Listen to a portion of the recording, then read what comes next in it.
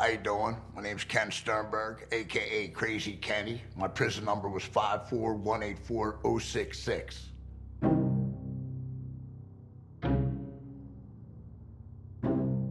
This is a fireside chat with your friendly neighborhood ex-convict, Krazy Kenny. There'll be no cutaways, no pictures of my childhood, no pictures of my criminal activity. I'm not here to be a rat. I'm not going to tell you about the inner workings of my organization. I'm not going to show you me bagging up dope. I'm not going to sit here and play with my gun and show you this is my 9.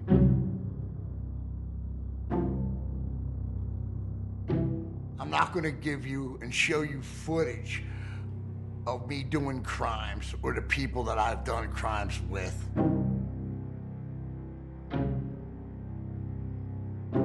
Just sit back and relax, because at some point you will feel uncomfortable.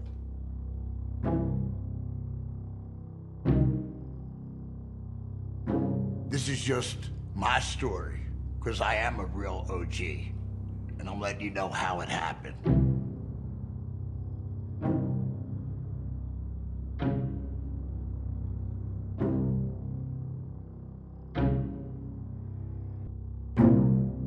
John, you better put my fucking bike in this movie. There's no cutaways except for my bike.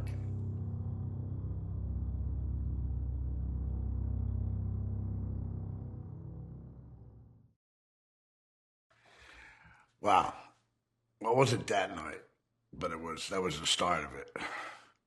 The start of my transformation from the Fly to Krazy Kenny was, I was going through a lot of things at home. A lot of things with an ex-girlfriend. I just got tired of, I guess, the bullshit with life and not being accepted as much. I mean, I wasn't like other people. I wasn't like other kids. I wasn't into sports. I wasn't into, I don't know, I wanted more. I wanted power.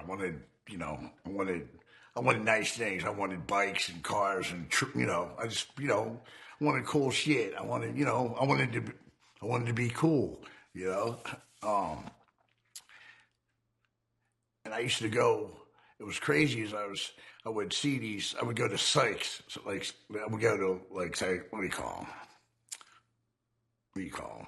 Fucking, tarot card readers, right? People that were psychics. And they'd bug out when I would go see them. There was this black, weird, crazy aura around me. They would just trip out. They couldn't wait to get rid of me. I was I don't know. It was crazy. I had some sort of fucking weird power or something around. So I started getting looking into black magic stuff. It kind of intrigued me. So I went to an occult shop. I'll never forget. I went to this occult shop off of South Street. And I got all this ritual stuff and books by Israel McGarty and Anton LaVey and Aleister Crowley and all these. I just wanted to, I don't know, I was intrigued by this stuff. I just wanted to make something happen. I wanted to see, what this power, this black cloud was around me. It was crazy. So one day, after a girl left my house, I guess it was about 3 o'clock in the morning, I started doing this ritual. I was going through it with my ex, so I was trying to, get over her and all the crazy shit that she had put me through. And I had all these black candles lit, and I had these cauldron, and I'm burning things, and I'm doing these rituals. I just want to make something happen, something, And it's crazy. I guess, when you put 100% in anything, something's going to come out of it. The way to get started is to quit talking and begin doing. Walt Disney. So I had all my heart and soul, and I was just into it, man. I just wanted something to happen. I wanted to have power. And next thing you know, I'm doing this ritual, and the fire out of nowhere comes flying out of this cauldron, hits the ceiling, it goes blank. Smoke comes down the walls, and all the candles and all the lights go out in the whole room. Bugged me out. I freaked out. I didn't know what the hell happened. And I scooped up everything, scared the shit out of me, and put it away. And I laid down. And then the next day, things started to change. And I don't know, I just felt different. Wait a minute, kill it. You're good. We can pick it up. Well, I mean, there was, you know what it was? There was a part, I was visited. I left that part out. When I laid down on that couch, I woke up like an hour later. I felt something, I couldn't breathe. There was something on my chest. I couldn't breathe, and it felt like there was this heavy weight on my chest, and I opened my eyes, and there's this crazy-ass thing staring at me. Like big greenish blue eyes, red eye. I mean, it was just crazy, staring at me, breathing on me, and I couldn't breathe. I remember this heavy thing, and it covered every light in the room. There was nothing, man. It just was like unfolded into this big crazy, this sounds crazy. Keep telling the story, dude. Huh? Just keep telling the story. Well, so obviously I'm freaked out. I'm kind of in shock for a while. I'm like sitting there like, oh my God, what the fuck, right? Then I'm getting up, walking around, bugging out, whatever. I lay it back down. I'm thinking I'm just tripping, man. It was a dream, man. I'm fucking tripping. What the hell was that, you know? But the crazy part about it is, looking back, it's like things started happening shortly after that. Things started coming with ease, you know what I mean? Like, I was selling a little weed, stuff like that then, and all of a sudden, like, you know, I was like, there was a girl I was interested in, all of a sudden I ended up hooking up with her like that. You know what I mean? Different girls, bam, bam, bam, bang, one after the other, man. It just recognizes me, you know what I'm saying? Now I'm getting attention, you know what I mean? I start picking up different things. I picked up a car, I ended up picking up, I picked up a hot rod, put it together. I started racing again. Things started getting real cool with that. And then next thing you know, I ended up getting this chopper. That was a basket case. It was in 1,000,000 pieces. My buddy had it. I always wanted this bike. And it was the guy that owned it sold it to this dude I know. And I went over there. I'm like, oh my God, you got that bike? And he's like, yeah. So he was on in his car. I had like a dual quad 68 Chevelle, canary yellow, right? And he loved this car. And I'm like, man, I want that bike. And he says, yeah, man, I took it apart to rebuild it. And I couldn't figure out how to put this thing back together yet. So I was like, man, I'll tell you what. I'll give you this car, give me all that shit, right? Yeah, like the front end over here, the frames over here, the tire over there, the engine's all torn apart. So I get it all together. It's not like Abbott crates, it's in milk crates, you know? So I get all these parts together, and I bring them home with me. I'm living in like a duplex in the extra room of my buddy's house. So I got these parts in his living room. I'm literally putting this fucking bike together in the living room, right?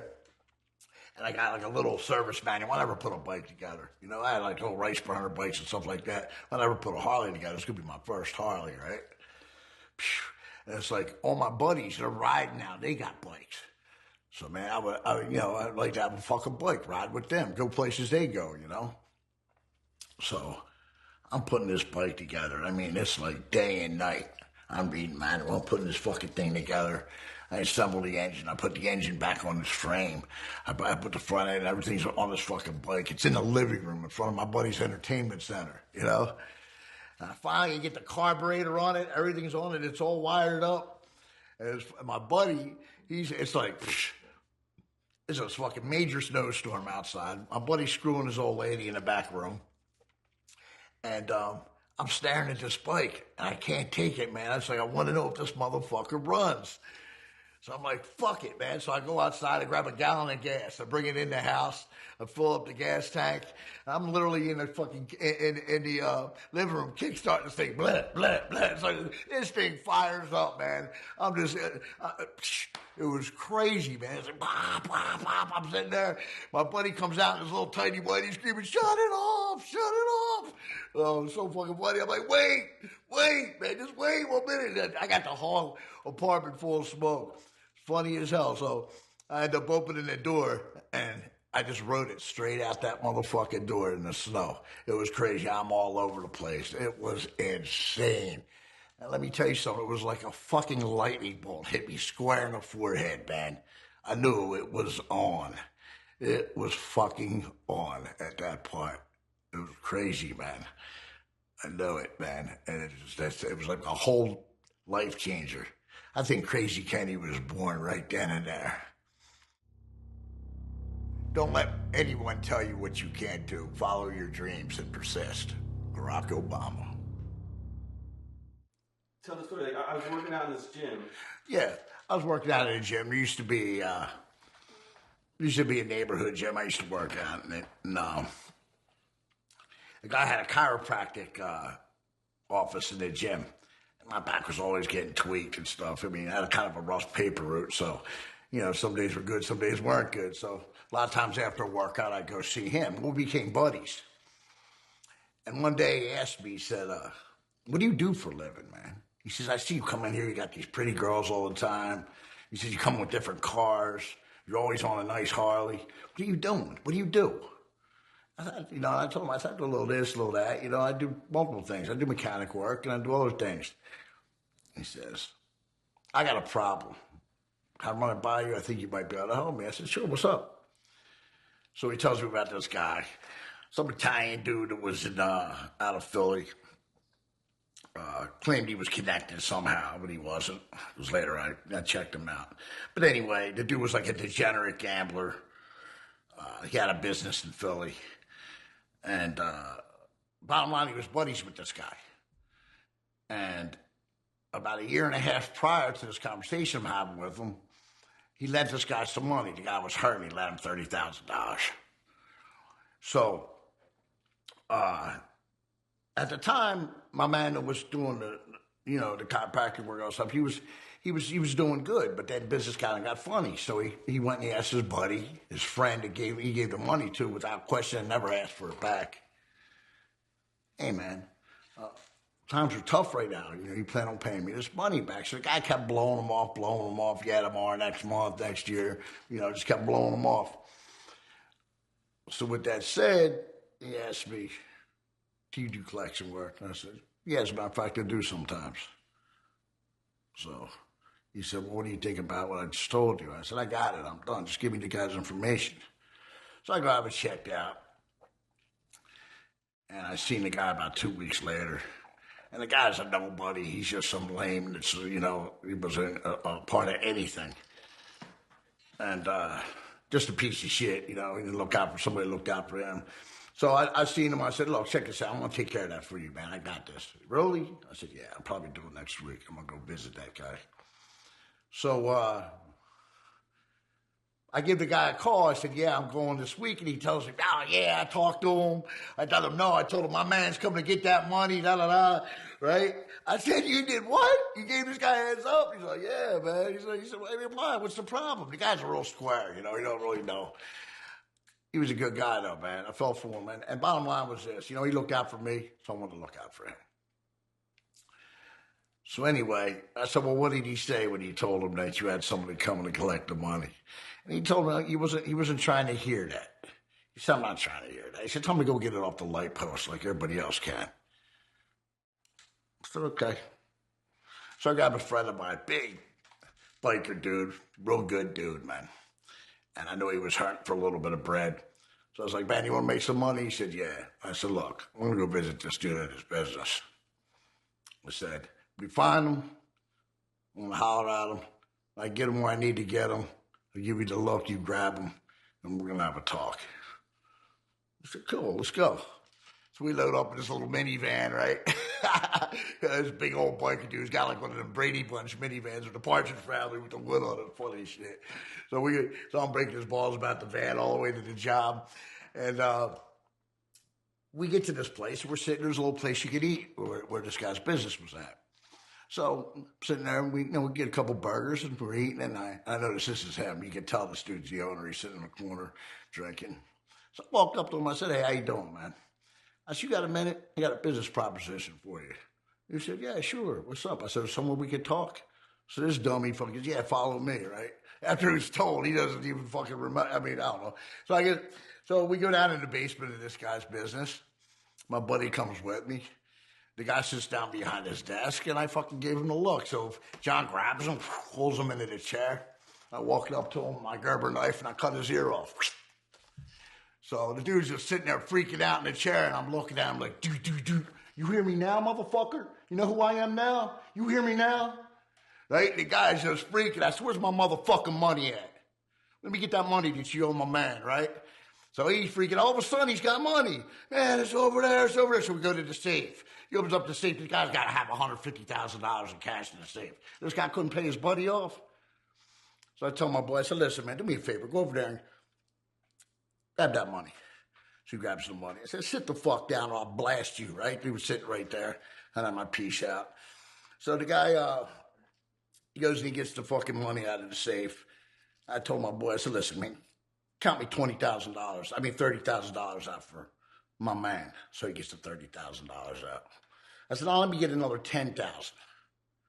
That dude's looking at me, said, "This 10,000 is for you making me get blood all over my motherfucking knife. This 10,000 is for me making you cut that ear off." Fuck. So he put the fucking rest of the money back. John's looking at me like, "What are you doing?" I said, "We ain't here to rob him. I want the fucking money that he owes his boy." Now he paid. That was nice of him. That was nice of you, man. You paid for this guy. We got the fucking money. That's the interest. And I paid him on the way out. We got in his van. It was so funny because, my big buddy, he was like in shock. He's usually talking all the time. This dude's like this, and he's in shock walking down the fucking highway. We're going on 95. This dude's in shock. Man, I'm like, "What's wrong?" He says, "Man, bro, you didn't tell me you were going to cut the fucking dude's ear off." He says, "Man, I've never seen that before." I said, "Man, what, you don't think I was tripped out too?" I said, "You know, like that thing was like holding a butterfly. Man, I'm knocking on this. It's like, bam, bam, bam, bam. Hello? So I end up giving him $5,000. Man, he was happy. It was hurting. He needed money with his first kids and all. And I seen that guy that weekend. Gave him his fucking money. And the guy couldn't believe it. Obviously, the dude wasn't going to call him back because I told him, man. I said, "Man, don't let me find out you talk to this dude. Next time we ain't taking just an ear." So he insisted on giving me $10,000. I said, "Man, so that's on the house, bro." I said, "Man, I feel bad. You always look out for me. Dude paid for you. It's on the house. He still slipped me $10,000. So it wasn't bad. 25 minutes worth of work. I made $15,000. My buddy made $5,000. Everybody was happy. I guess he glued his ear back on. I never heard from him after that.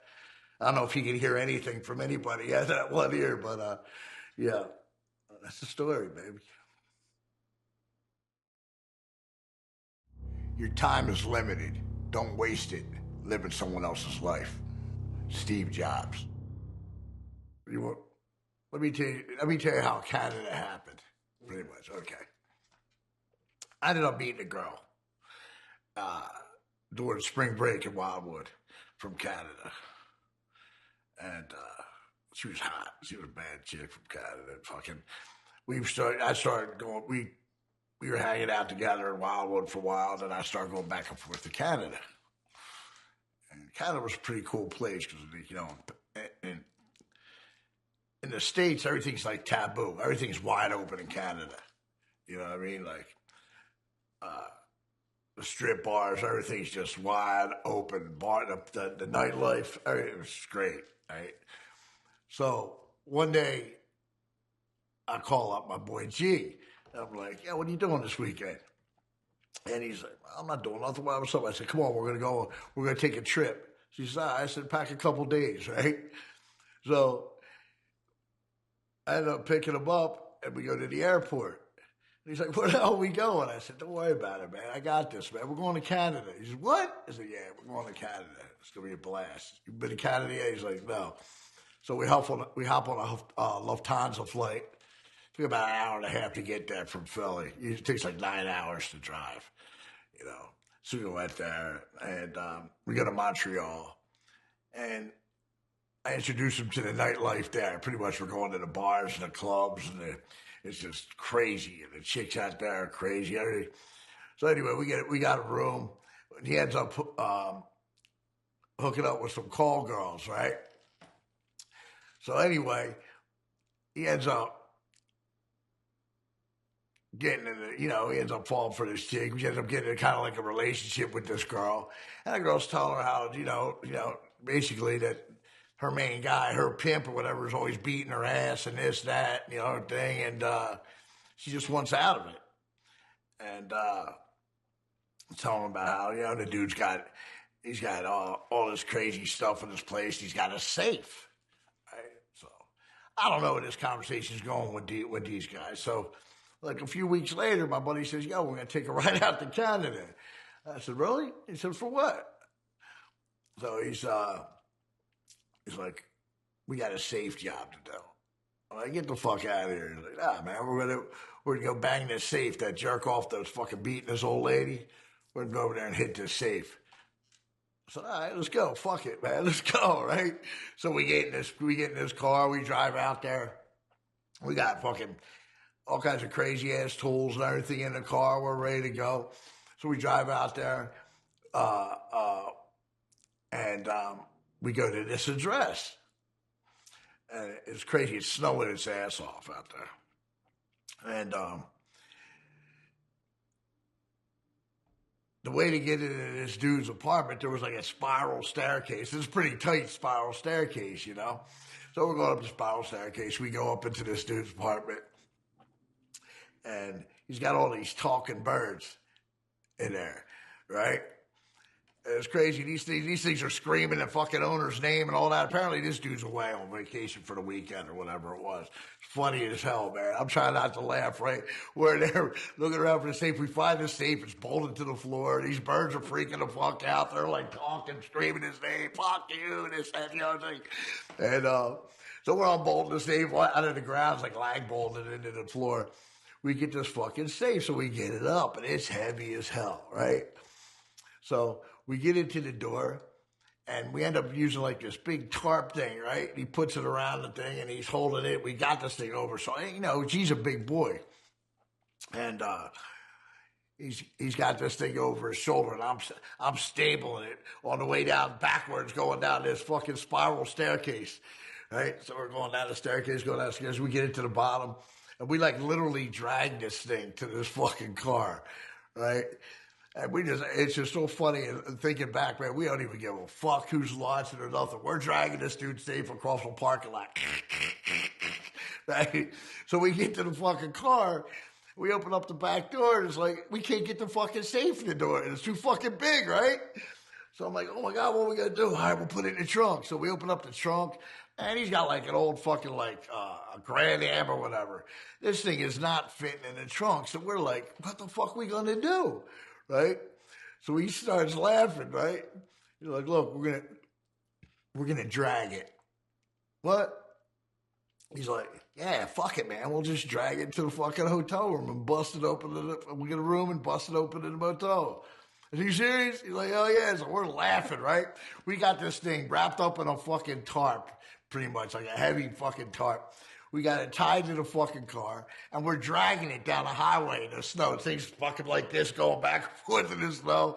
Whatever. I'm like, oh my God, man. What are we going to tell a cop if we get pulled over with this fucking safe, right? Safe swinging backwards in the snow. And we get that thing in the fucking, we get a room, and we're dragging it up into the room in this big ass safe, right? So we're in there with like chisels and hammers. We got the music going, fucking cranked up. I can imagine what the people thought in the room next door. We're banging, bam, bam, bam, bam, trying to get this fucking safe open. Oh, hilarious. Anyway, we ended up, it wasn't all what was cracked up to be what was in the safe, but the mission was accomplished. Yeah, left the safe in the hotel room, all busted open. Crazy. Nice. Crazy. Some of the shit we did back in the past was just, man, it's like, how the fuck did we get away with the dumb shit? Like, we just didn't care. We just didn't care, man. It was whatever the mission was, whatever it's on, let's do it. You can't take back, man. You know, it's crazy.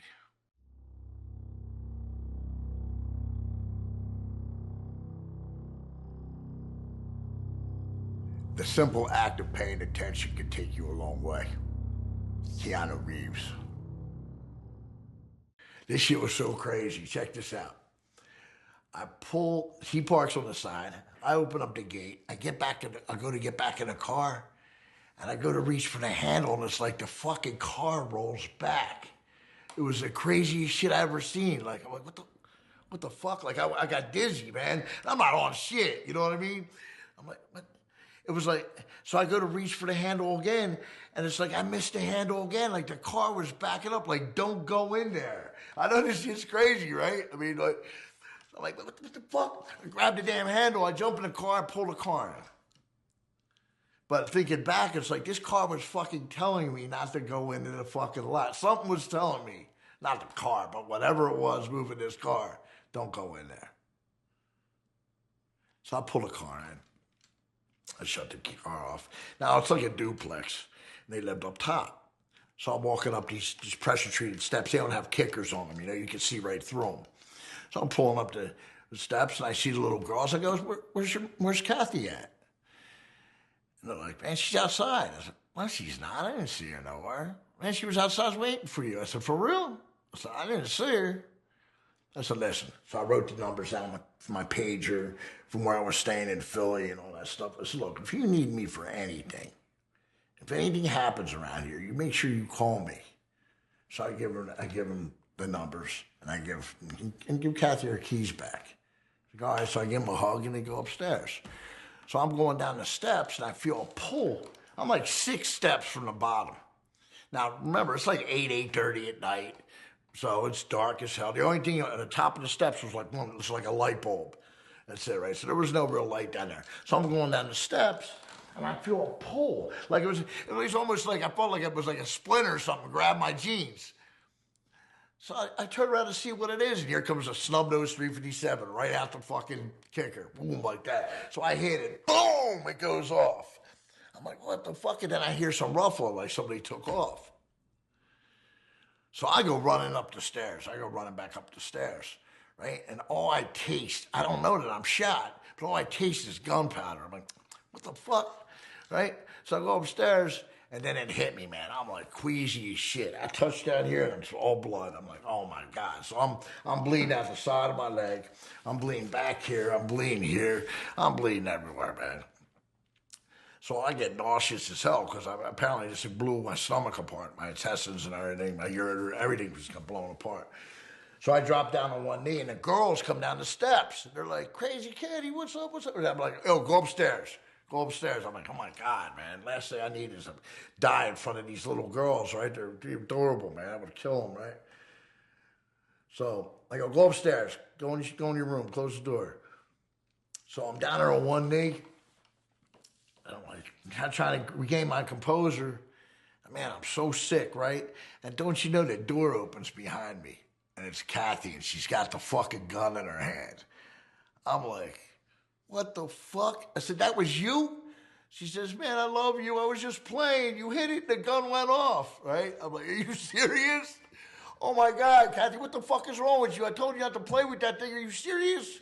I said, "Get rid of the gun. Get rid of the gun. Go hide the gun. Go hide the bullets. Get rid of this fucking gun, Kath."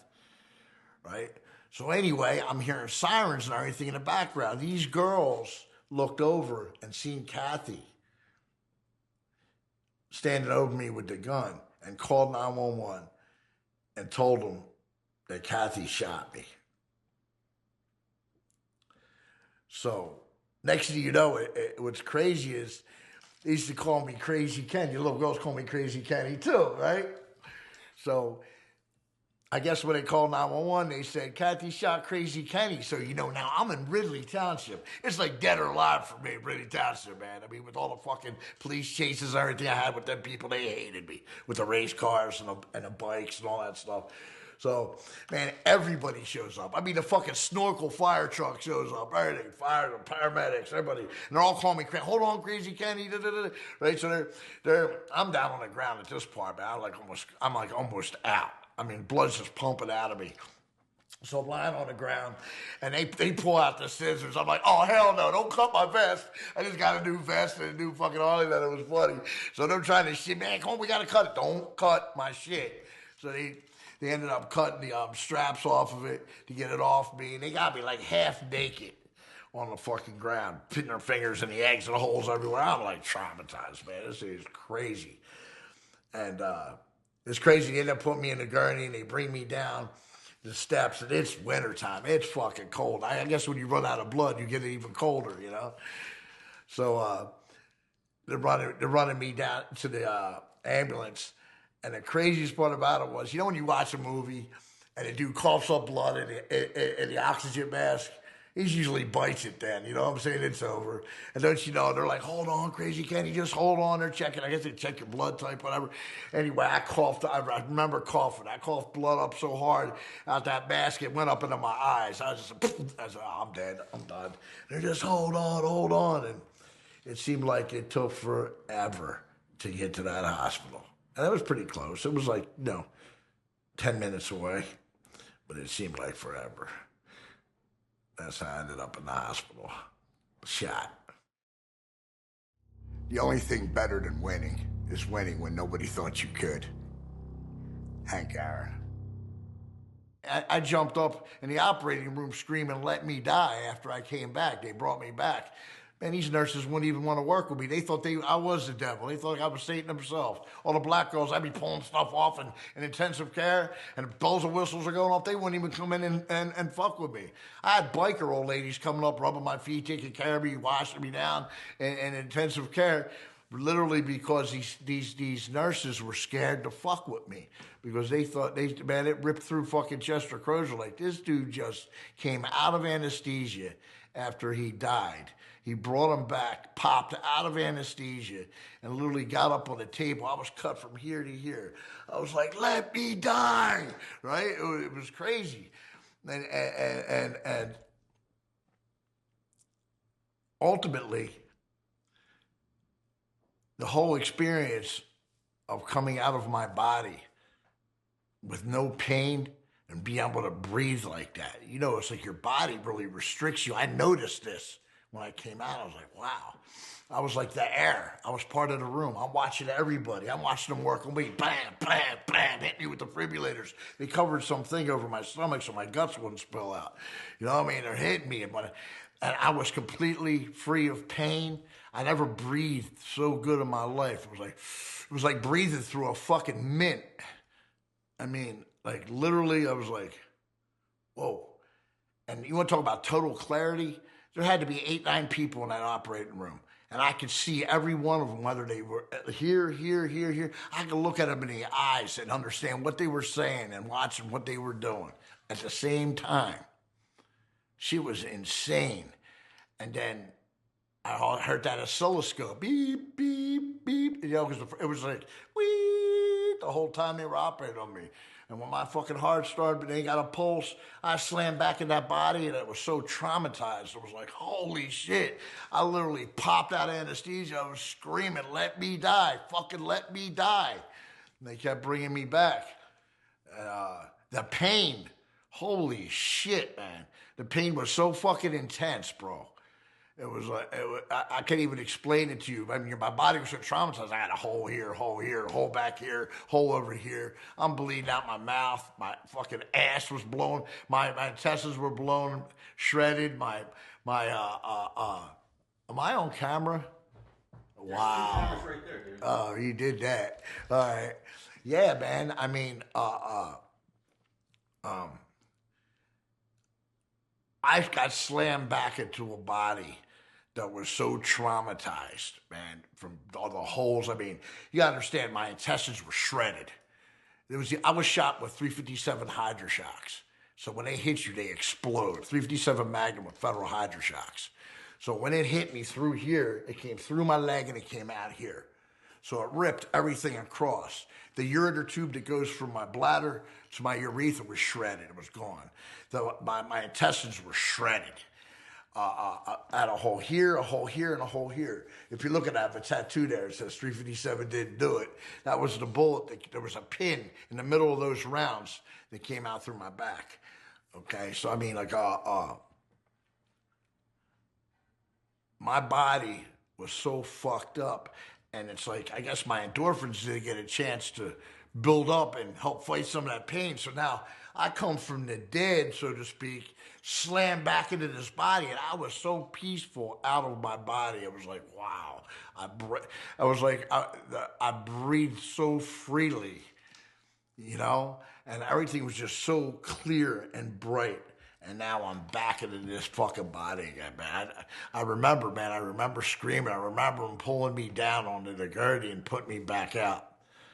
It was insane, insane. Next thing you know, I woke up in intensive care. I remember waking up and I got hoses in my nose and everywhere, and my hands. I'm like, I'm wired up, like. And everybody's in my room. Everybody. There's like flowers and balloons, and they had me in this monster room, and my daughter was there holding my hand. It was crazy, you know. She was like so young. She was like 8 or 9 or something. That's the first time, I never forget, my father, it was the first time my father told me he loved me. He was holding my hand, you know. It's crazy. Crazy. That whole fucking ordeal was crazy. You know, I told him to let me die, right? And, like, I guess they figured out that I had no medical insurance. So my bills were like $290,000 or whatever. They sent a representative up to the hospital and asked me how far. He sits down with me and he says, listen, I spoke with your friends and your family, and you know you did crazy things. You know you do martial arts, you're into the bikes and this, that, and everything. You know, you bounce at these bars. You know, you can't do that stuff anymore. You know, I mean, you were tore up real bad. In fact, I'm here to ask you, how far do you want us to go with you? I'm like, what are you talking about? Well, I mean, you know, you're pretty messed up. I'm like, what? What? Now that you know I ain't got no medical insurance, you would have let me go? I said, I told you to let me die on that operating table. I said, you brought me back down. Now we're going for the long haul. You know what I mean? We're going for it, baby. Now I'm alive. A journey of 1,000 miles begins with a single step. Lao Tzu. Well, it was the second robbery we did. We already hit one place. And in fact, we checked this place out first. And it looked like there were some cops or somebody hanging around there. So we ended up banging this other place. So we hit it, and I ended up having problems with my co-defendants. Go figure, the two that told on me, the two rats. They had some cheap guns, and they were pistol whipping these women, and the guns were going off. And they're busting them upside their head, and their guns are going off. And I freaked out. And basically, you know, I mean, there ain't no need for that shit. And I ended up capping one of the guys that was in the last joint before that. I told him, I said, man, you hit another one of them women, I'm blasting you and leaving you here now, you know? That shit was crazy, man. I mean, one thing about it, whenever I got into shit, there was no women, no children. I mean, it was already bad enough we were knocking these places off and there was women present. But I mean, to go ahead and hit them, that was how, you know, then their guns are going off. I was just freaking. So we ended up losing a co-defendant or two that night. So after that was the first robbery. The second robbery, we hit this other place, and it was the 1812 Ludlow job, and it was a house of prostitution ran by Thai and Korean women. And who owned it? Who knows? But it was we went in there, rang the bell. They let us in. We ripped through the place. My boy pulled on him. Pulled his piece on him. We went through the place. There was probably a little over a half dozen women working that night. Probably about 10 Johns working in there. About 10 Johns were in there. I mean, there's probably, I guess, about 10 women working in there. About 10 Johns were in there. And they were in the rooms. You go up. The way these places work is there's a greeting area. It's like a living room. They have a TV and fish tank or whatever. Then you would go upstairs and there'd be rooms.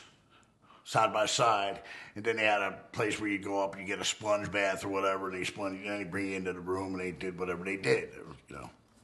So we went up into the rooms. A lot of the rooms were locked. We kicked the doors in, you know, collected the money off them and the hookers, and went around. It was like an Easter egg hunt. They're never going to tell you they're doing anything for money. They're not giving up any money. So the thing with these jobs was you had to gather them up, put these people in a room, and that's what we did. We gathered them up, we put them in a room. They were zip tied or taped up, and we went through the place. And money's everywhere because generally most of the people that are working these places don't use banks. They're illegals. There's just money everywhere. You know, you open up makeup cases or stacks of money under the beds, or stacks of money in the freezers, or stacks of money, and they had Barbasol cans, shaving cream. You open up a closet, there's 50 Barbasol cans. Who used that much shaving cream in 10 years? You know what I mean? You turn the things, they pop open, they were safes. There was just money everywhere, but the problem was you'd have to go through the place. And like I said, that really wasn't my MO, but that's what I was on then. So basically, we were robbing a place. I had these two idiot co-defendants that were with us. There was 4 of us total. And basically, everybody was tied up in the place except for the madame. The madam was serving everybody beers. We had her running around getting beers for everybody. So you want to make sure everybody was comfortable while we were doing this. It wasn't personal. It was just business. So we were running around doing that. And as you know, my buddy was supposed to, well, not my buddy, my co-defendant, rat co-defendant, Kirk Franz Sharansky, was in the back getting hit at gunpoint by a prostitute on the back steps while the madam walked right out the back door.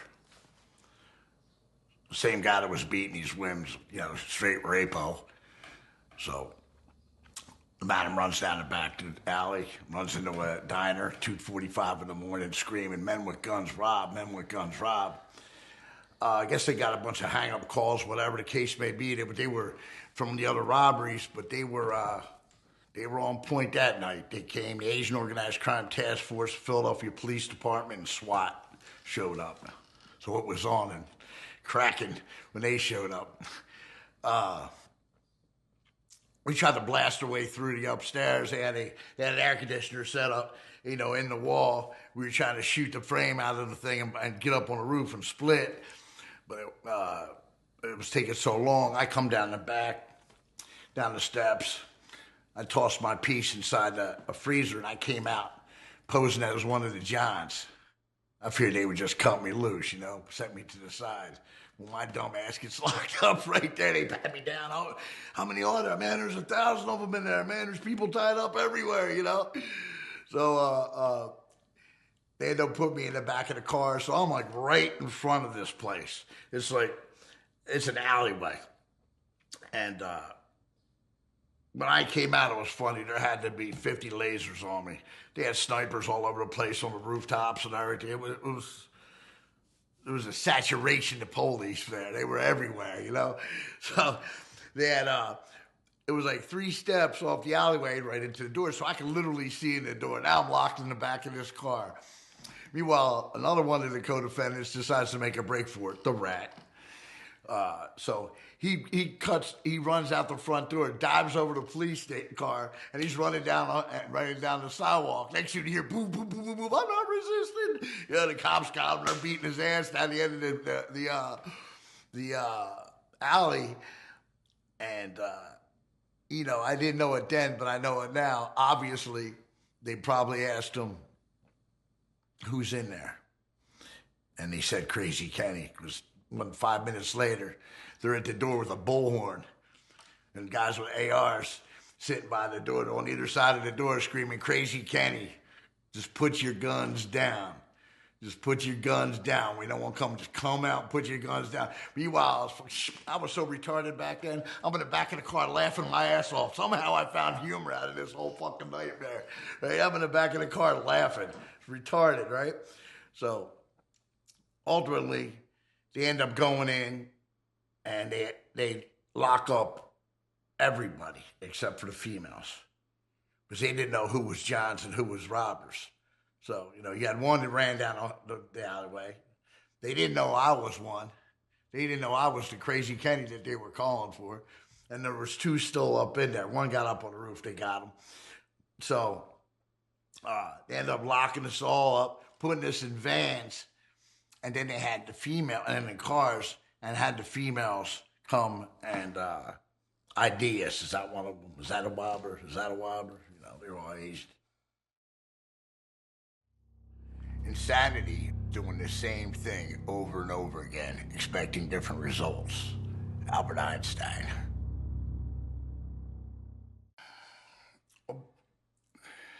This is what happened. The two rats in the case, Isaac Tillman and Franz Sharansky, right away they turned informant. At state level, they turned informant. I mean, these guys weren't out of the parking lot before they started ratting. It was crazy. It's a long story, right? The one co-defendant that I did, though, that I had, told me how solid these dudes were. They were good dudes. They were solid dudes. These dudes were telling before they got in the car. So anyway, they started telling on every crime that was unsolved and putting it on me. So I went 8 weeks straight, going from the county prison, being detained at the county prison, being brought back to Central Detectives every weekend for 8 weeks. Every Friday they would come rearrest me and set my bail. They'd rearrest me, charge me, set my bail in front of a TV monitor. So it came out to like $40 million cash bail. It was like, I had miles of a printout. The guy at the county jail was like, damn, man, what didn't you do, man? It was like, I didn't know anything about all this shit. But these guys were just putting everything on me. And ultimately, they proffered with the feds and basically told them that I did extortions and stuff for a certain motorcycle group out here that I was friendly with. And I did. I was hitting people for a certain crime family that was out here. And these people were up to be tried. They came together at some point in the late 90s and they were up for trial. So they wanted me to tell them. They actually, one day I thought I was being rearrested. It wasn't the Philadelphia police bringing me back to Central Detectives. It was the feds. So they brought me into the federal building. Told me to wait for my lawyer. I already told my lawyer that I was interested in speaking to nobody. So, bottom line, they wanted me to cooperate against not only the people that told on me, ultimately, they wanted me to cooperate on these people that were about to go to trial. This crime family and this biker group. And I basically told them it was not an option. Matter of fact, they came to me with a plea. And the plea was for 30 years and $2.5 million. The guy came all the way, because they had ended up adopting the case. And I told my lawyer, I said, listen, man, just give me the best plea I can get straight out. It's not an option to cooperate. Just give me the best plea you can get me and let's get this over with. You know what I'm saying? Look, I'll do 10 and walk, So anyway, he comes, I'm all the way out in Schuylkill. So he's just a couple hours away from Philly. He comes all the way out there to give me this plea. So I'm in a lawyer-client room. He brings me this plea for 30 years and $2.5 million. I'm like, for what? Robbing a couple houses of prostitutions ran by illegal aliens? $2.5 million? 30 years? I said, you serious? I said, a motherfucker right down the street just blew his next-door neighbor's wife's head off and got 15 years. I'm supposed to cop out the 30 years and $2.5 million? Are you out of your mind? I said, this is the best deal you can get me? He said, nah, man. He said, if you cooperate, he said, let me tell you something, Kenny. He said, every gun case you ever had, I beat. I beat everything you've ever had in the state. He said, so you don't have no firearm convictions. he said, let me tell you something. You cooperate, you take a deal with the feds and cooperate, we can go for this thing. It's called a 5K1 motion. And then you get downward depart, blah, blah, blah, blah. He says, you won't do 4 years. He says, you really got nothing of record. Your criminal history is like nothing. I said, you know what? You're right, man. Let me get the pen. So he gives me the fucking the play, and I sign it. I fold it up and handed it to him. He said, really? I said, yeah, man. Go ahead and give that to the United States District Attorney. So I didn't even bother shaking the dude's hand. I'm walking out the door. He opens it up. Man, I can't give this to him. I signed blow me on the fucking line. And after that, there was no more offers, baby. That was it. It was trial. Most wars are won or lost in our own heads. David Goggins. It was a 27-count indictment. I was only charged with 4 of the robberies. Each robbery had, it was the robbery, which was Hobbs Act robbery. Then you had conspiracy or aiding and abetting. And then you had the 924Cs, which was the gun charges. It's felon in possession and commission of a violent felony. And furtherance of a violent felony. So that's what gave us all the time, was the guns.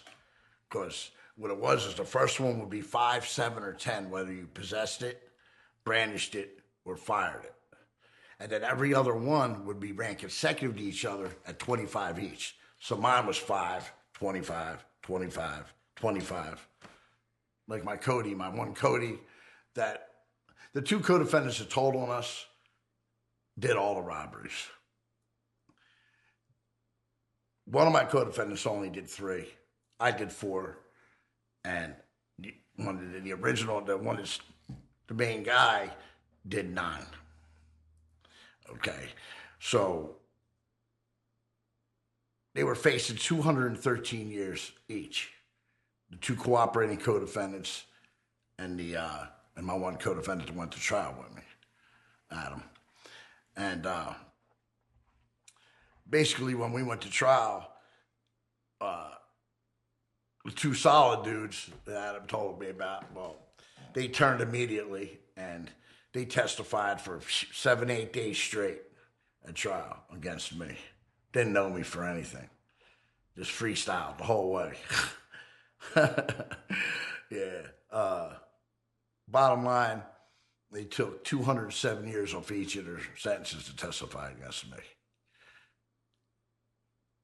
Yeah. And the funny part about it was, I had 1 prior conviction at that time, and I did like 10 months in the county jail. You know, that's it. These guys had criminal records from when they were in fucking diapers. These dudes were vicious. That's why I always said, man, you know, these feds, the FBI, all this shit, it wasn't about right or wrong, good or bad, justice. It's about them. It was about getting a conviction. And they didn't give a fuck whether they got the good guy or the bad guy. It's not about protecting people in the streets. That's a joke, man. Let me tell you something. They put 2 incredibly violent, sick fucks back on the street to put me away. That's why the FBI are a bunch of clowns. The whole justice system is corrupt from the bottom up.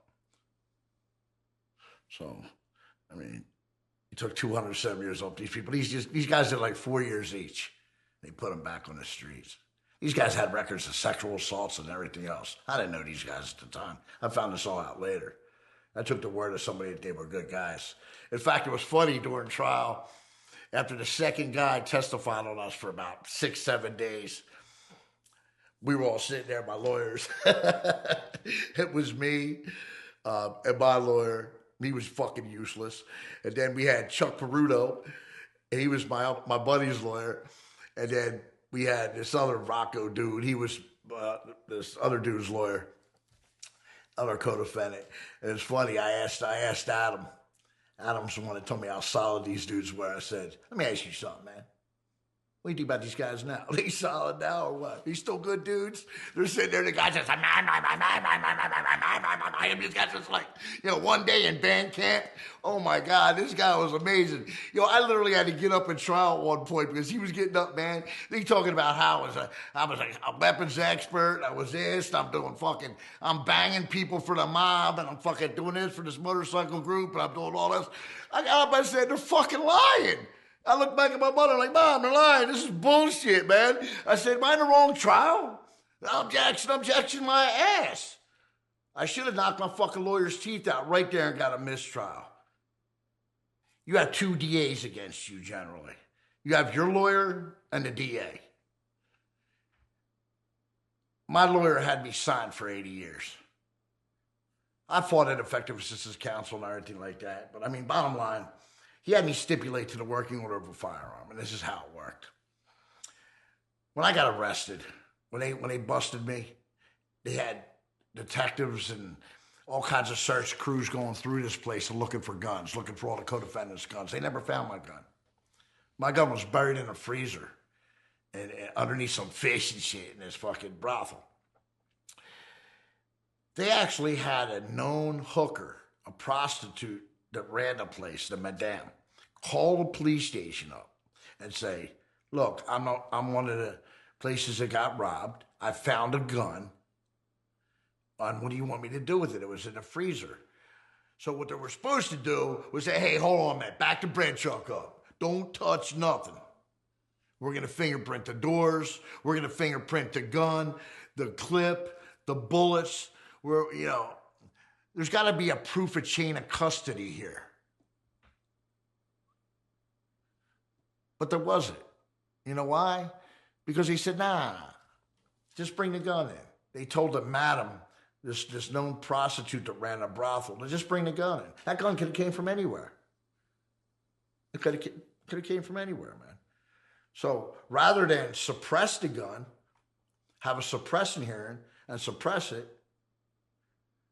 my lawyer says, well, listen, they're going to have an attorney get on. They're going to have an expert witness get on and say it's a gun and it fires.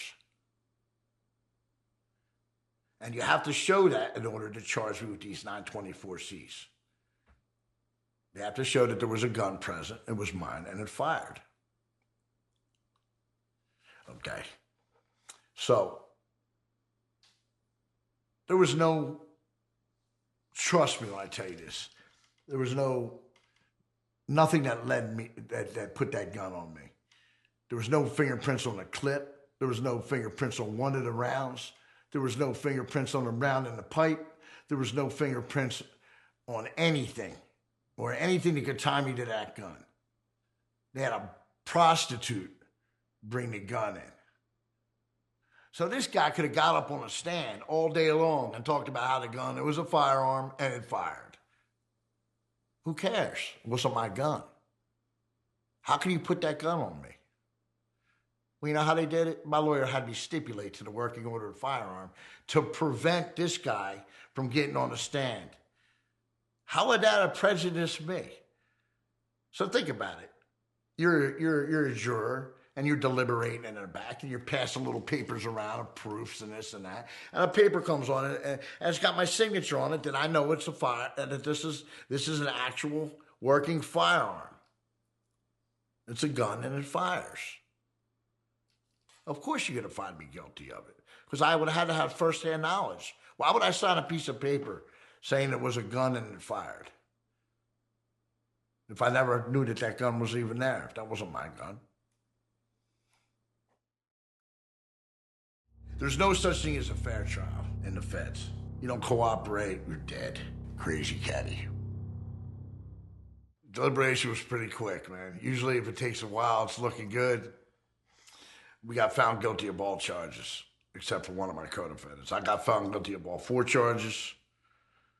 And my other co-defendant got found guilty of all 9. And my one Cody that was charged with 3 got found guilty of 1. All right. Well, we're down in a holding cell in the courthouse. and they start pulling us up for sentencing one at a time. So they bring my Cody Adam first. He was charged with all 9 of the robberies, and I got found guilty of them. So he goes up there. And anyway, he goes up there and comes down, I guess, about 20 minutes later. And they bring him into the holding cell. So I'm like, so what'd you get, bro? He's like, man, got 213 years. I said, my man. So we high five, right? All my buddies, all my mob guy buddies, they were in the other cell shaking their head like, holy shit, no way, right? They're pending trial in another cell. So anyway, I said, all right, let me go get mine. So as I'm walking out, my co-defendant says, hey, look, man, that Fed that called my family, he's up there. He said, just leave that shit alone for now. So I was like, yeah, all right. Right. So anyway, what he was talking about was basically throughout trial, it came out that some of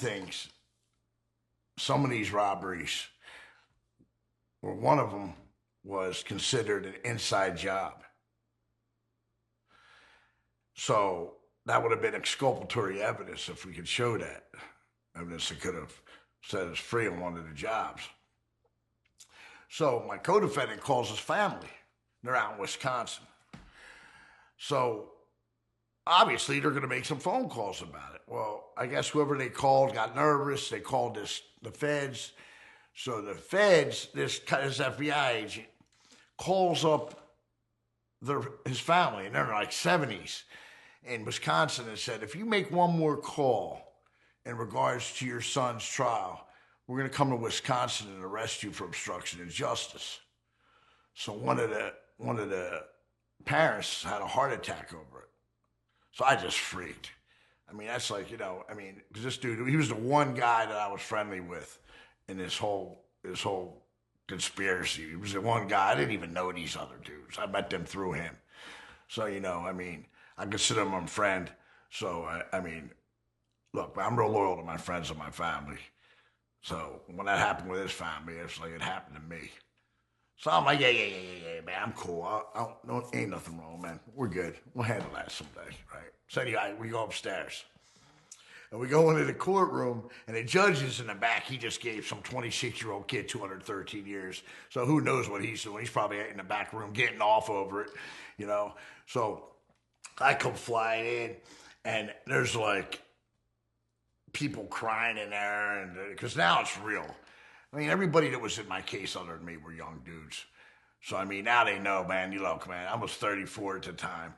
I'm all tattooed, blasted up. Most of these people were clean cut, these kids, and all that. So they know I'm going to get roofed, And there was probably 70 people in the courtroom that were there for me. So I come in there, and it's funny. I fake right, because it was like this. When you walk into the courtroom, you had, our tables, it was me, my lawyer, my Cody, his lawyer. That's where we were at. And on the left side, it was the FBI agents and this jerk-off DA and the PSI guy, the probation guy, right? So I fake right, cut left. I come over the table on this dude, right? I said, check this out, man. You fucked with my fucking co-defendant's family. 70-some-year-old fucking people. You gave one a heart attack, you piece of shit. So I spit in his face, man. I'm trying to grab this dude. I said, man, you fuck with them, man. You fucked with them. Fuck with me, man. Fuck with my family. See what the fuck happens to you. You ain't gonna have a pair of bars that holds me back, bitch. I went completely off. Like I said, he said it was followed by unprintable epitaphs in the newspapers. I don't even remember what I said, but it took a shitload of marshals to get me up off this dude, right? And what a piece of shit. These fucking feds. Anyway, as I'm walking by, and the district attorney's standing there next to the probation officer. And he's all smiling now. Because, I guess he was looking, he felt kind of funny. He was looking fucked up just giving a 26-year-old kid life. There wasn't a body in the case. Nobody got shot, nothing. You just gave a 26-year-old kid 213 years, right? So yeah, these people are like, right, they're like booing him, you know? I mean, come on, really? So I look at him and I got right in his face. I'm like, what are you smiling about? You think this shit's funny? I said, if you ever make the motherfucking mistake, ever make the mistake of letting me get anywhere near you, I'm gonna cut your head off and shit down your neck, right? And then the fucking PSI guys right beside him, I'm like, there's nothing you can do for me now, right? This dude goes over the railing. It was hilarious, man. Holy shit. So all my people are like, you know, they're used to like state and county judges that, I mean, if you kiss their ass, they might fucking give you a little lenient, they'll be a little lenient on you. And the feds, you already know what you're getting. I'm getting 100 years. I'm getting booked, so it doesn't matter. I could care less. All my people are like, my followers, they're like, no, you know, they're like, just calm down. What the fuck? I'm just losing it. I'm going ballistic, right? So I calm down and I sit down by my lawyer, and my lawyer tells me, look, man, calm down. We don't have to do this. I'm like, what are you talking about? He says, look, man, they still want to work with you. I said, work with me? What are you talking about? Man, there's still a deal on the table. I said, I just blew trial. You just gave my co-defendant 213 years. You wouldn't work with me. So I stood up and I basically told him, I said, check this out, man. I said, I'm going to get this perfectly clear in court so everybody understands. There will never be a day. There will never be a fucking time that I help the fucking government or any other law enforcement get a conviction. I'm here for sentencing today. Now fucking sentence me. Success is stumbling from failure to failure with no loss of enthusiasm. Winston Churchill. Well, with me, when I got into the system, I wasn't trying to be a part of anything. But as a white guy, I'm Jewish, but I'm white, in the system, most of the cool, solid dudes all join these Aryan groups, like the Aryan Brotherhood, or the Dirty White Boys, or SAC, Saul, Aryan Circle, ABTs, TABs. There's like a million of white gangs. And, you know, they all, they idolize Adolf Hitler, right? Now, I come from a Jewish family, so that wasn't an option, for one. For two, I'm not racist by any means. So, I mean, I wasn't going in there to fake it to make it. And Adolf Hitler's a lame anyway. So, you know, he was a chomo anyway. You know, he wanted to marry his 13-year-old niece, so to me, he's just a rapo anyway. So, I mean, you know, I wouldn't represent anything like that. I gravitated to some, you know, my Spanish friends and stuff like that. When I first came in, you really couldn't hang with it. They tried to keep you divided, you know, the officers and the inmates. You know, with the bullshit prison politics that they have, they try to keep the tension. They try to keep us divided. You know, it's like divide and conquer. You know, they separate us by race, by gangs, by geographical zones, by, you know, some of the dudes that were hot in your case, they're over here. You know, you got people that, you know, the undesirable, so to speak, they got them separated over there, or, you know, they're fed to the active people to get moved on. But I mean, they keep us separated.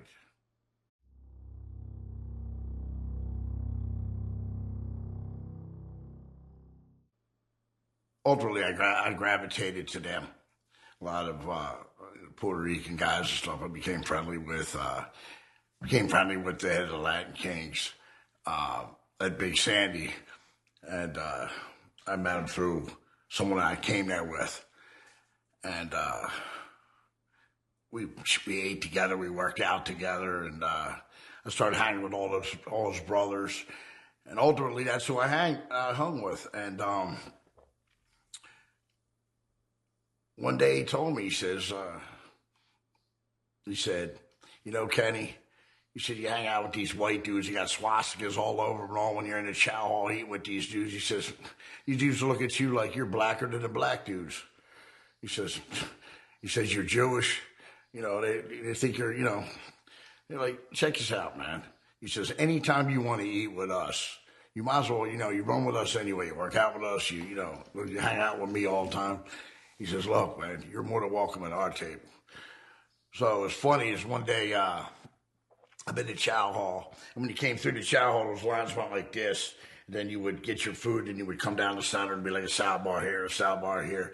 All the white guys were up here on the right and stuff. And on the left, there was a table. There was Latin Kings, Black P Stones, Vice Lords. They were all our cousins that would sit at that table. So one day I get my food, I'm getting a salad, and I just stopped, man. It just hit me.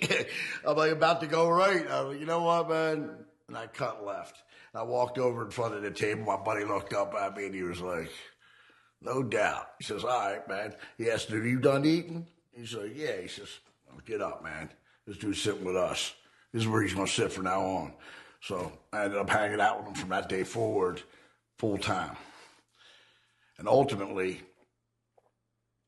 if I eat with you and I hang with you, you're my friends, you're my bros. I mean, even though I wasn't a Latin king, I mean, you're my people. And I've always been a real loyal guy.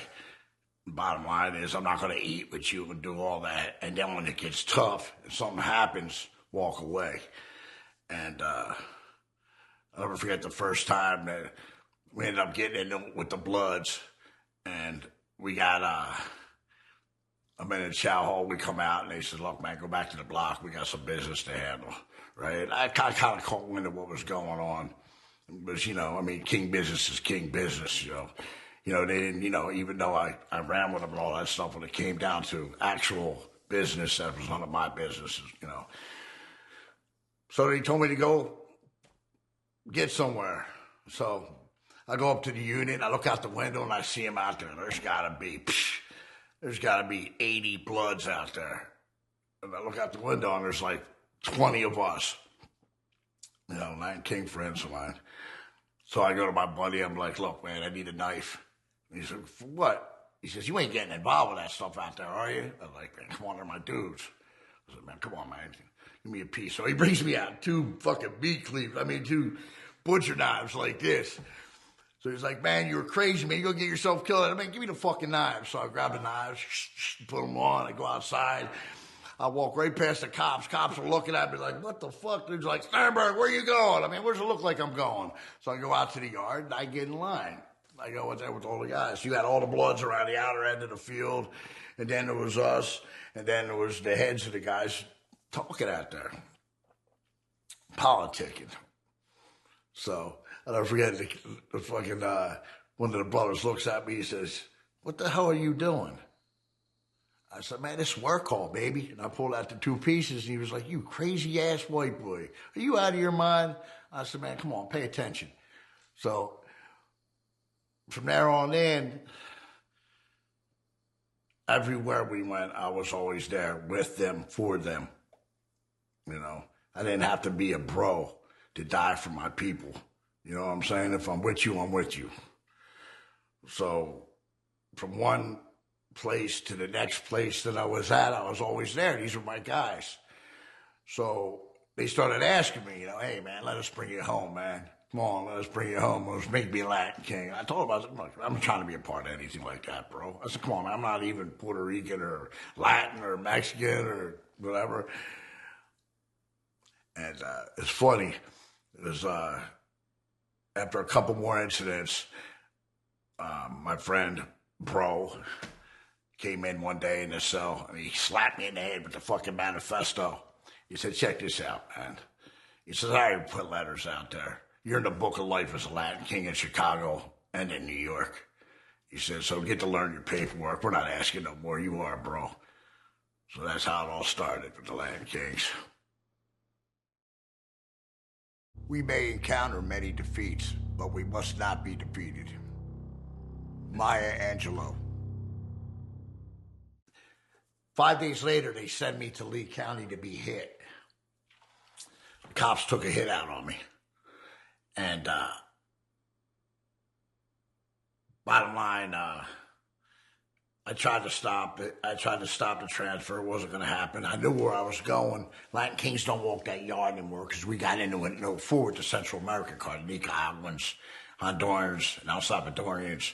We got into it with them. It was like a bloodbath. So they said they weren't going to let Latin Kings back on that yard ever again. So they send me there. So I get to the place, and I go through R&D, and you go through medical, and you go through to see your counselor, you see everybody, and then you get in front of the lieutenants. The lieutenant looks at me, he says, "Sit down, what's your name?" And I told him, "My name's Ken Sternberg." He said, "Okay." He opens up my folder, he says, "Oh, the hell no, you're a Latin King?" I said, "I ain't no Latin King." He said, "Oh, man, Latin Kings don't walk here, man. It says here you're a Latin King." I'm like, "Man, I'm not a Latin King, I'm white. How can I be a Latin King?" Right? So we go back and forth. I said, "Look, man, just because I take a picture with somebody," because at the time I had no Latin King tattoos on me, you know? Because my whole objective was to get on that yard. Being they wanted to send me to be hit, I'll get on that yard, hit one of these Central Americans, set it off, make them regret ever trying to set me up. I knew they were trying to set me up. So anyway, the fix was already in. They weren't letting me on the yard. So they put me in the shoe pending captain's review. And he said, "Well, let him decide what they want to do with you." So I'm in the shoe. I try to go to rec the next day. There's no rec. This was like June 18th, 2008. So the next day I go to rec, June 19th, 2008. When I go on the rec cage, they put 5 white supremacist gang members in with me. It was an armed dude, a couple different dudes in there, ABs, fucking skinhead dude. Anyway, the one guy I knew him. I remember seeing him at Big Sandy. He used to bite people's noses off, bite their ears off. Hungry dude, they called him Tattoo. So he's like, "Hey, let me holler at you, man. You're Krazy Kenny, right?" I said, "Yeah." So I go up there and I holler at him. Meanwhile, the 4 guys behind me took off on me and knocked me out. I never seen it coming. So they used my head as a kickball for about 15 minutes while the cops stood there and laughed. They basically held me up and drop kicked me, tried to take my head off my shoulders. You know, a lot of people were really amazed I made it through that one. I must have 9 lives. You know? Yeah, but I made it and came out pretty bad though. You know, they kicked my eye socket, broke out an orbital fracture. Killed all the nerves here. They busted me all up pretty bad, you know, and normal shit, only a little bit worse. I mean, you can imagine 5 guys kicking your brains in for 15 minutes, how much can get done. So, it's just another one I survived. Yeah. Fucking Lady Gaga. Yeah, okay. All right. I'm not here to be perfect. I'm here to be real. Lady Gaga. Bottom line was, I was into her mother big time. I was really attracted to her mother. Her mother wanted a baby. And I wanted whatever her mother wanted. You know what I'm saying? I never thought about, oh God, I want to be a father. I was like, you know what I mean? Back in the day, I was just a fucking kid, man. Look, I wanted this girl, and she wanted a kid. Just go for it. You know what I mean? I give her whatever she wants. She likes it, I love it. So, go ahead, I got her pregnant. We had a kid. And, you know, I wasn't exactly the most mature person in the world back then. We were partying and, you know, with the bike scene and the race cars. And, I mean, I was working at a rock club at the time. You know, I didn't take any of that seriously. So I was basically a failure when it came to a father. I was an MIA father. I guess it's better than being a abusive father. But I definitely wasn't there. You know, for the first 10 years of my kid being around, I mean, she was beautiful. It's probably the only thing I've ever done right. She was absolutely beautiful. Unfortunately, I was so messed up on the drugs and everything else and doing the Krazy Kenny life that the mother really had a lot to do with that because me and her mother went at it constantly after that. She got what she wanted. She really only wanted a kid. I guess she wanted a sperm donor, and I was perfect for that, you know? So, we got in a lot of arguments. She tried to get me locked up a couple times, so my friends obviously didn't like her. So it made it real hard to be a part of my daughter's life. And with that said, I just moved on. And the next time I seen my kid, I guess I started seeing her periodically prior to me catching my case and catching the 85 years, 10 months that I was sentenced to. Next time I saw her, she was 20. She came to visit me in Terre Haute prison. I was in shock, man. I walked out, I almost walked past her. She was a grown woman, man. Beautiful. She had her mama's eyes, blew my mind. I couldn't apologize enough to her for not being there. You know, and I tried to tell her, I was like, look, you're beautiful. You're the best thing I ever did in life. You know, bottom line is, you know, I was crazy about your mom. Your mom wanted a baby. I wanted what your mom wanted. And here you are. I said, but I was just immature. I was fucked up on drugs, running around being crazy, chasing chicks and doing crazy shit. So I was, you know, I never thought what it would be like to be a dad. I missed all those great years of her growing up because I was doing the Krazy Kenny life. You know what I mean? I was never there for her, and you know, I couldn't apologize enough to her.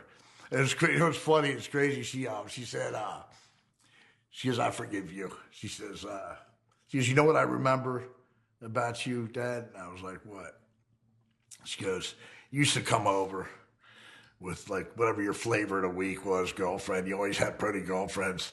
And he'd pick me up, and you know, whatever hot rod you were driving around, and you always had cool cars, and we'd go out, and you'd take me out to dinner, and you'd take me shopping, and, you know, he'd buy me all kinds of candy and makeup and whatever, and we'd have a great time. And he'd drop me off, and like 6 months later, I'd see you again. I felt like such a straight piece of shit, you know? It was crazy. Like, damn, what the fuck? Oh, man, I couldn't apologize enough to her, man. Like, whew. I just never thought about it back then. It was, you know, getting around her mother was terrible. She'd like to call the police. That was something, you know, I didn't do. And I didn't hang around people that did it. And I wasn't exactly the most lawful person in the world. So it's just my life and that life did not mix. Be persistent and never give up hope. George Lucas. Ultimately, being the fact that I wasn't sentenced to the death penalty and I had all these medical issues, along with the fact that the way the law was, if I were to do the same crimes today and get sentenced them today, I would have done more than 7 years. So he tells me to go mail this to the court. So I mail it to the court. I mail it to the DA. And it's funny, man. Within 90 days, I had no hope.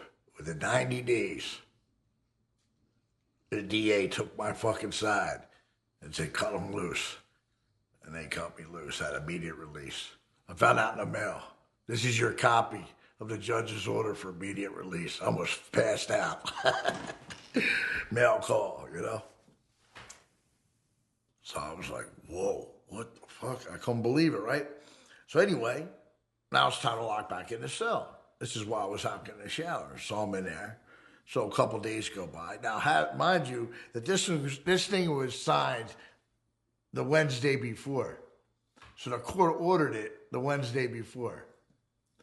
So now, this is Monday when I got the paperwork. Monday goes by. Tuesday goes by. Wednesday goes by. And in the middle of Wednesday, my counselor comes by. These people, none of these people do their jobs. It's a joke, man. These guys get free paychecks, man. It's amazing. I told you before, man. When a fry guy can't get a job, you can get a job in the BOP.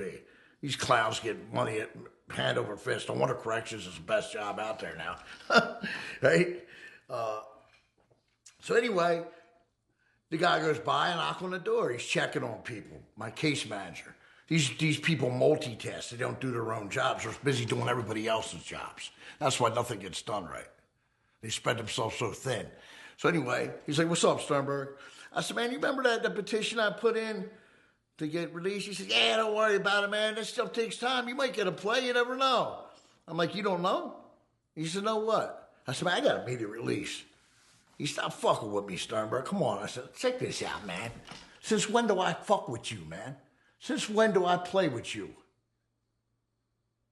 He says, oh, yeah, well, show me a copy of it. So I go get it. I slide it on the door. He looks at it and goes, oh, shit. Bam, he takes off. Because, I mean, bottom line is, yo, man, these people could get in trouble. I mean, bottom line is, I was supposed to be on the streets already a week ago.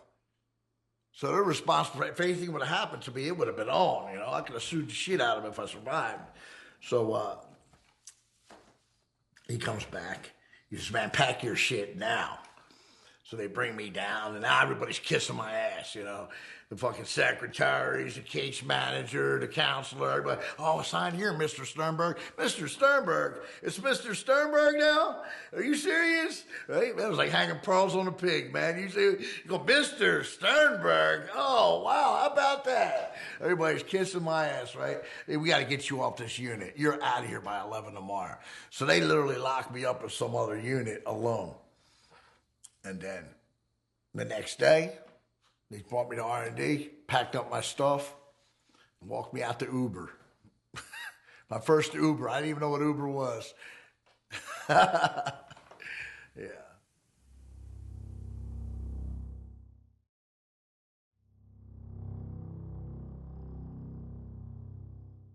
Yeah, so it's like a half hour in the Uber, right? Lady's super nice. I'm not used to people being nice to me, you know? I mean, everybody's like fucking miserable. All the people that work in the prison system, you know? So I got this nice lady, little southern lady. We're kicking a bit, laughing, talking about my case, da-da-da. Anyway, she drops me off in like, not Orlando. I forgot where it was at. Ocala or something like that at a bus station, right? I've never taken a bus before. Like a Greyhound, you know? I mean, every time I take a bus, it's in shackles and chains and, you know, boxed. I'm like this, can't even move. So this is going to be new for me, you know. Anyway, so I get there, there's a 4-hour wait before the bus comes. So I go walk in, there's like a big store and all that. There's an Arby's. Whew. So I walk in there, and I'm like, this is for the first time in 21 years, I got money in my pocket, right? And I'm going to buy something. And this in itself is going to be an experience, you know? So there's like 3 people ahead of me. I'm sitting there in Arby's. I'm looking at the menu. I'm like, oh, my God. I see the commercial. We got the meats. But, I mean, damn, right? I'm like, what the fuck do I order, right? So now it's becoming a reality that I'm free. Like, it's not really hit me yet. So I'm like, wow, I'm fucking in Arby's. I'm looking at everybody. And I'm looking. It's just crazy, right? So if one person goes, and now it's like one person left, I'm like, now I'm getting nervous, right?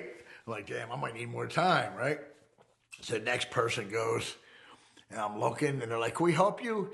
And it's like, all of a sudden, I start sweating. I'm shaking. I'm like, holy shit, right? They're like, sir, are you okay? Right? I'm like, hell yeah, I'm all right. I'm like, wow, oh my God, I don't even know what to order. They're like, what's up? I said, man, I'm so happy right now. They're like, what's up? I said, I just got out. I just did 21 years in prison, right? They're like, oh, okay. I'm like, man, just order for me. I like roast beef. Just order something for me. So I get the roast beef and some curly fries and a soda.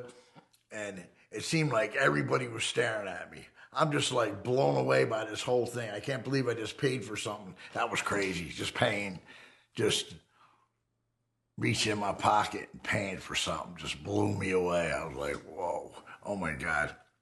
So I go, I get a table and I put my food up there. Now I got to go up and get a drink. There's like a gazillion things to choose from.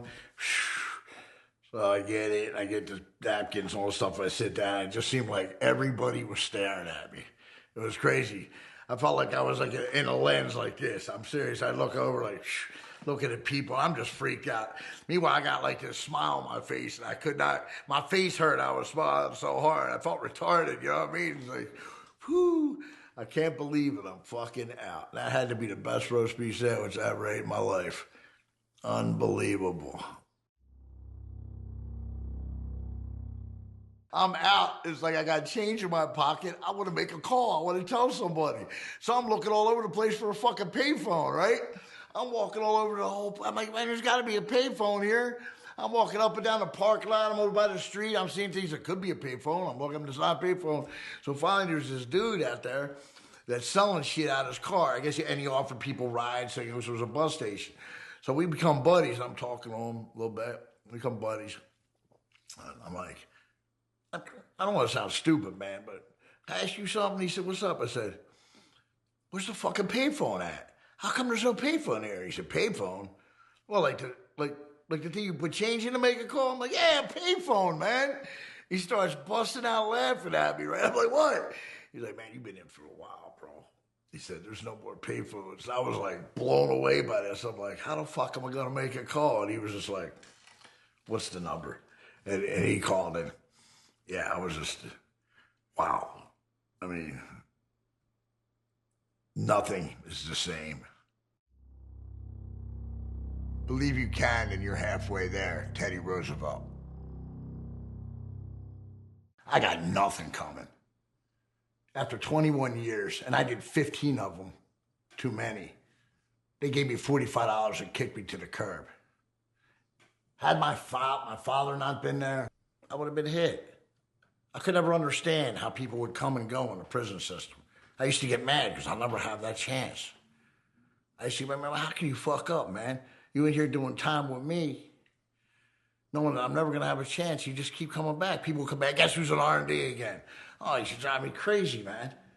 I won't even fuck with them dudes again. We ain't got nothing in common, but now I see.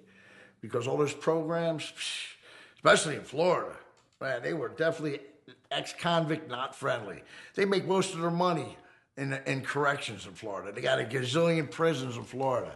But once you get out, you got nothing coming. It's like a setup. I couldn't get medical. I could get nothing. Nothing. I wasn't eligible for shit. Everything I tried to get, I couldn't get. 21 years in the system. I wasn't exactly a 9-to-5er on the street. So, I mean, I come out now, what am I supposed to do now? Thank God, man. I saved like $3,600 in prison.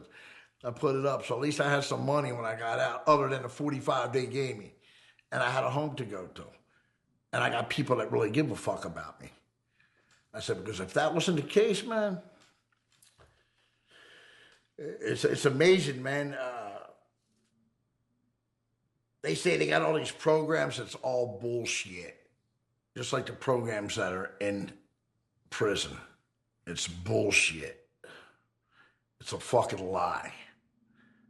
And the system's set up for you to fail. They keep talking about the recidivism rate. Everybody's coming right back. Oh, because we're all scumbags. No, it's not. Think about it, man. Put yourself in my shoes. You come out of prison after 21 years with nowhere to go. They say I didn't have anywhere to go. Think about it. What are you going to do? Let me tell you something. When they let me out, if I didn't have a place to go and I wasn't cool enough to save some money, if I wasn't smart enough to keep a little money just in case, what would my choice have been? One thing for sure, two things for certain. I want to eat. I don't give a fuck about the law, especially after seeing what it's about now. The entire justice system the way it is. The only difference is they make you into monsters in the system. After 21 years, I'm institutionalized. I don't know shit about the street. What if I had nowhere to go? What if I didn't save a couple dollars? What do you think I would have done? Think about it. I'm going to revert back to what I know. I'm going to pick up a fucking gun and I'm going to eat. Thank God I had a few friends that love me and people don't want to see me go back. But now I understand. This system is so bogus. Everybody's making money except the people that really need it. There's nothing for nobody out there. People that get out, there's nothing. The only difference is now they're more fucked up in the head from doing all this crazy time. These draconian sentences that people are being sentenced to. Ridiculous. They got people jammed up on psychotropics. All these people, you know what's funny? All these people that are out shooting these places up, schools and libraries and churches and malls. I couldn't even imagine doing something like that. Could you imagine, you know what these all had in common? They're all coming off of fucking psychotropics and shit that they're fucking pushing in prison. They won't give you pain medication. They use the side effects from psychotropics to help with pain. They push psychotropics like crazy because then you're easily manageable. If you're walking around drooling on yourself, they don't have to worry about you. Once again, they don't have to worry about doing their job. Free money. They keep you in a fucking coma walking around prison. Thank God I never let them put me on that shit. It was temporarily, I had them put me on a nerve medication, which I didn't know was that. I was in so much pain. And they put me on a medication that was a psychotropic, but it had a different name, and I didn't know it. So I went on this medication. It didn't help that much with the pain at all. But when I got home and I went off it, I was a fucking snapcase. I was getting into it with my father over every little stupid thing, withdrawing off the stuff, and I had no idea I was doing it. I was snapping on everything. These fucking justice system, these people that run this Bureau of Prisons is creating monsters and are releasing them onto the streets.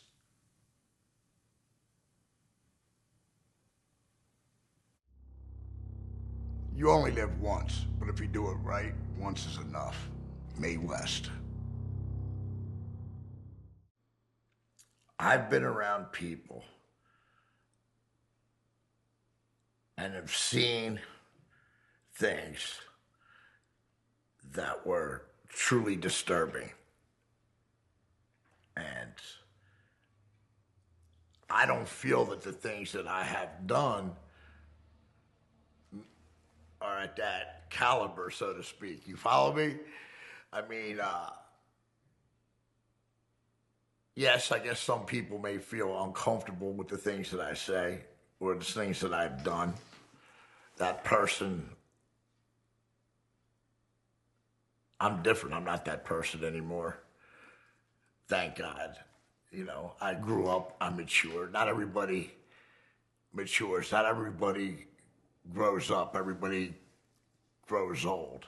But I grew up and I matured and I had an opportunity to better my life and to try something different.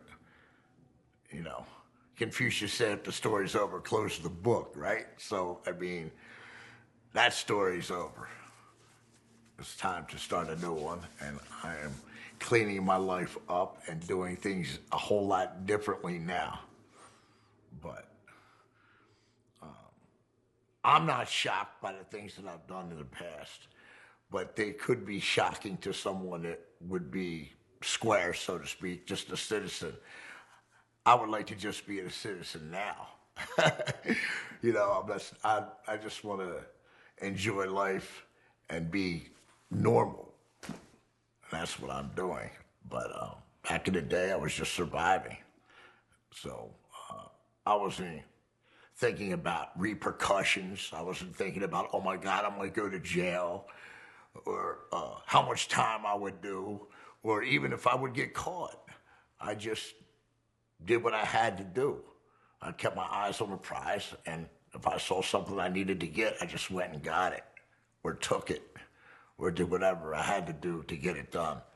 And I didn't think about any repercussions. You know, I believe that when they talk about mandatory minimums and all these crazy sentences and making people aware of what they could possibly get, when you're out there trying to survive, the last thing you're thinking about is how much time you're going to get, or even if you're going to get caught. You're on autopilot.